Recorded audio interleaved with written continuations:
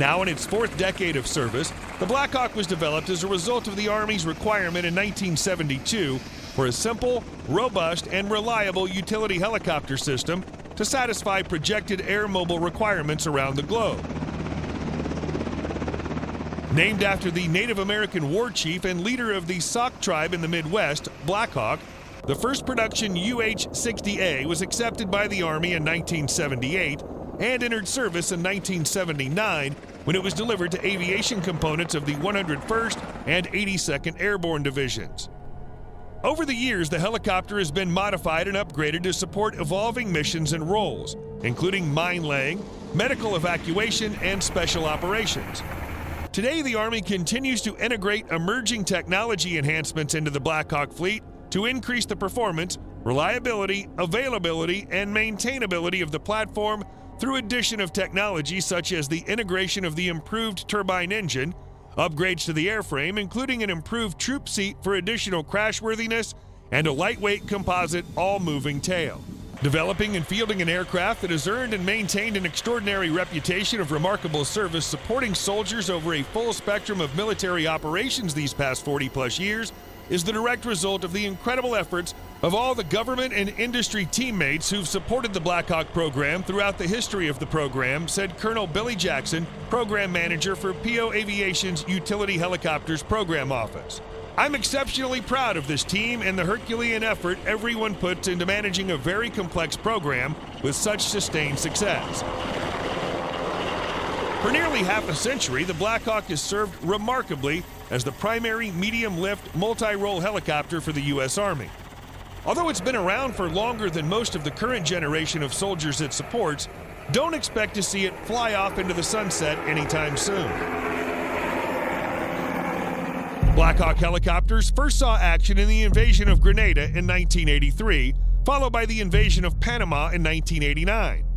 The UH-60 saw extensive use in the 1991 Gulf War and the 1994 humanitarian mission in Somalia, where they participated in the famous Black Hawk Down raid and ensuing battle.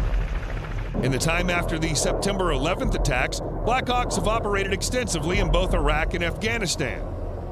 In 2011, it was revealed that highly modified UH-60s had participated in the raid to kill Osama bin Laden. The Black Hawks are believed to incorporate a low-noise blade configuration, anti-radar paint coatings, treated windshields, and several hundred pounds of modifications to the aircraft's physical shape to make it less visible to radar. At least one modified Black Hawk participating in the raid was destroyed by U.S. forces after suffering a hard landing. Today's modern Black Hawks can cruise at speeds in excess of 174 miles per hour and climb at 1,315 feet per minute.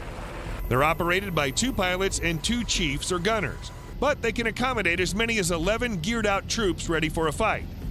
And if it's a fight thereafter, Black Hawk pilots can carry as many as 16 highly accurate Hellfire missiles and even air-to-air weapons like the AIM-92 Stinger missile.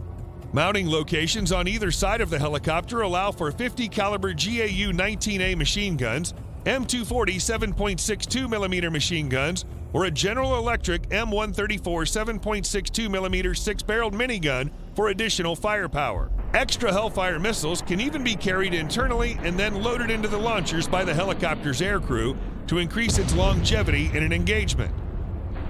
Black Hawks can take a lot of punishment, and they can operate in a lot of very tough environments, said Phil Linder, a former Army National Guard Black Hawk pilot, tells reporter, whether it's sand or snow, hot or cold weather, they're really built to operate in tough terrain.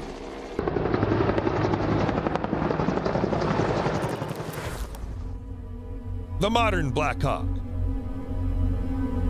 Today, Lockheed Martin, which acquired Sikorsky Aircraft, makes 4 standard Black Hawk trims.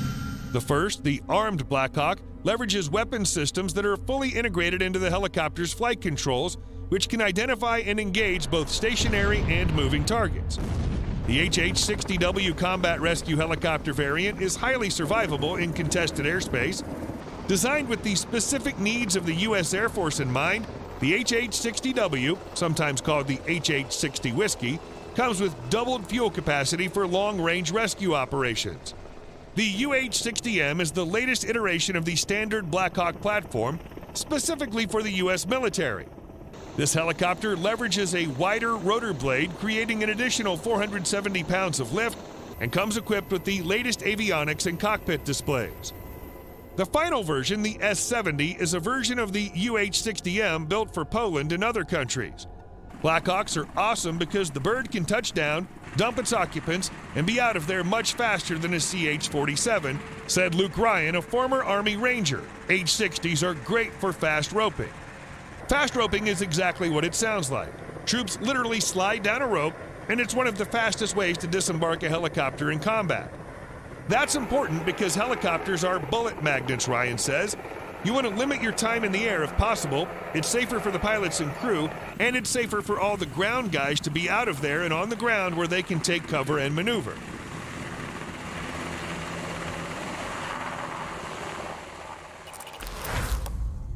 "40 years of flying." Today, the U.S. military owns and operates more Black Hawks than any other air or rotorcraft, with more than 2,100 airframes in service. There are another 1,200 H-60 Black Hawks in operation across 30 allied and partner nations. Nearly 50 years after its first flight, the Army still considers the Black Hawk to be one of America's most important tools for expanding partner combat capacity and military capabilities. Although there are plans to retire the Black Hawk in favor of a more modern replacement, the Army's made it clear that it expects these highly capable medium-lift helicopters to remain in service through 2030. In what may be the biggest shift for Black Hawks in the history of these rotorcraft, Sikorsky is already working on converting older Black Hawks into fully automated drones, working alongside DARPA's Aircrew Labor and Cockpit Automation System program. If successful, old and new Black Hawks alike could soon be ferrying cargo and even people without the need for a pilot on board. The now legendary Black Hawk will continue to play a vital role in U.S. and allied military operations for years to come. But even as the sun sets on the Army's drab-green fleet of H-60 combat rotorcraft, the future still looks awfully busy for this multi-purpose workhorse. The Black Hawk was designed specifically for survival, and it would seem that it's going to go on doing just that. The UH-60 airframe will continue to serve until the early 2030s, when it'll be replaced by the Joint Multi-Role Medium Helicopter, part of the U.S. Armed Forces Future Vertical Lift program. The two primary candidates are the Sikorsky Boeing SB-1 Defiant and the Bell V-280 Valor tilt rotor. Whichever aircraft wins, the UH-60 is guaranteed to be replaced with a bold new design that reaches new heights in speed and performance. In the meantime, the Army's preparing to field the new UH-60V, which upgrades older helicopters with an all-digital cockpit. The UH-60's design, influenced by the battlefields of Vietnam, will almost certainly fly in one form or another for a half-century or more.